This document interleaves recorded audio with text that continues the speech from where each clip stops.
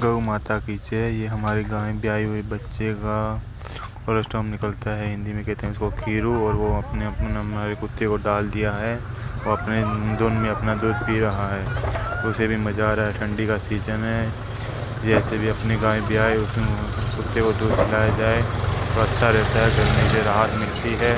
आपको ये वीडियो अच्छा लगा तो हमारे को सब्सक्राइब करो, लाइक करो, कमेंट करो। शुक्रिया। गौ माता की जय।